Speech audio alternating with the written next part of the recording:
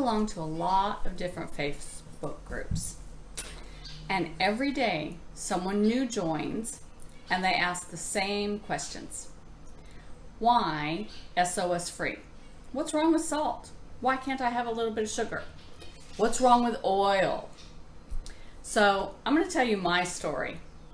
So this is my story and I'm sticking to it, okay? This is how it affected me and the changes that it made. So about 2 years ago, when I was at my heaviest, I was 202 pounds. I was disabled. I am disabled. Let me correct that. I still am disabled. And I have to remind myself of that every day. Why?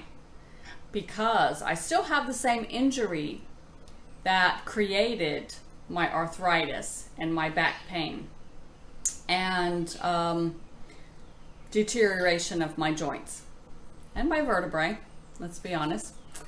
So I feel so good that I forget that I'm disabled, and then I do things that hurt me and cause me pain, and I don't want pain because I don't want to take pain meds.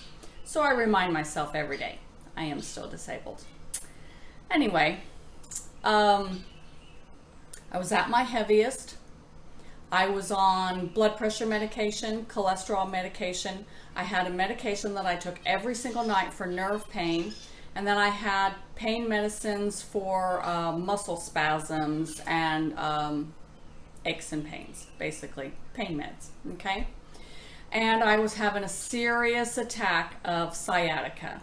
And that's a sciatic nerve that goes from your lower back down through your leg, and it spasms up.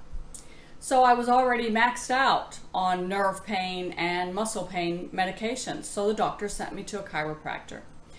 And the chiropractor tried to manipulate my spine, and he couldn't. And what he said was that I am so tense that my body was in a state of constant spasm, my muscles, constant spasm. And so there wasn't any way to manipulate the spine to relieve that pressure. Okay, so basically he put hot pads on me and stimulants to manipulate the nerves just to try and relieve some of my pain. But there was nothing he could do about that sciatic nerve being pinched off because I was over 200 pounds and I was in a state of constant spasm. So the only thing that helped me was losing weight and realizing what it was that was causing that pain. And this is going to surprise you. It was salt. For years and years and years, I had arthritis. I have arthritis in my neck and my lower back from injuries. And then I have arthritis in my hands from the job that I did, constant manipulation. I had carpal tunnel in both hands, and I had nerve damage through my left elbow. And I worked in an office for a very long time. And so think about when you're sitting at your computer and you're watching me, how are you sitting? For me, I leaned on my left elbow and I worked the mouse with my right hand. So what did that do? Nerve damage in my left elbow, carpal tunnel being the worst in my right hand. I still had it in my left, but I actually required surgery for my right hand.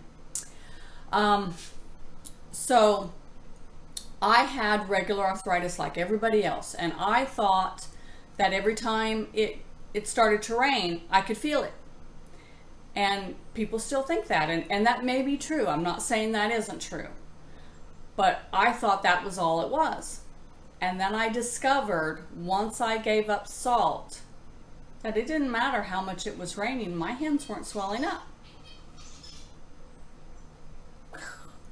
Okay? It was salt all along. Caused my swelling. Swelling caused the carpal tunnel. Swelling caused the nerve damage in my left elbow. Swelling was irritating the arthritis, the joints in my neck, in my lower back. It was causing my hips to be displaced so that I couldn't walk and I couldn't stand for long periods of time, and I limped when I walked. I actually walked with a cane. I don't anymore. Okay? So all along, it was salt. Okay. So I found that was the culprit, and I put that aside. And now the only salt that I get is if I buy a processed pasta sauce or ketchup. Okay? Barbecue sauce, that sort of thing, which I use rarely, but I do use. Okay, so that's the only salt I get. I don't add any salt to my food, and my swelling has stopped. Now, well, why not oil? Okay, you can watch Forks Over Knives and you can learn all about how the oil affects the lining of your arteries and all of the diabetes and heart damage and all of that. But I'm not a doctor. I'm telling you my story. How did oil affect me? Well, oil coats your tongue, okay? And it takes a good 2 weeks to get that coating off of your taste buds. And when that oil is coating your taste buds, you can't taste your food. So when you can't taste your food, what are you doing? You're loading up on salt, okay? So eliminating the oil from my diet meant I could taste my food again, and I didn't need all that salt. I use spices. I use onion and garlic and paprika and chili powder and rosemary and basil and oregano, curry, you name it. I use all that stuff, and that flavors my food. But for the most part, I just enjoy my food plain because I can taste my food now. So that's what giving up oil did for me. Well, sugar, what about sugar, Tina? Well, sugar for me was a trigger. It made me overeat. So I would eat sugar and then I'd want something salty. And then I'd eat something salty and then I'd want sugar. So it all revolved around the salt. And all of my pain revolved around that salt. So how does that affect my sciatic nerve and my arthritis now? Well, it's raining outside today. No swelling, no arthritis pain. I'm not in a state of constant spasm anymore. I can stretch and move and pop my back just through those movements. So I'm not spasmed up anymore. I've lost nearly 40 pounds. I've kept it off. It's been 1.5 years now on my journey. I'm building muscle, going to the gym.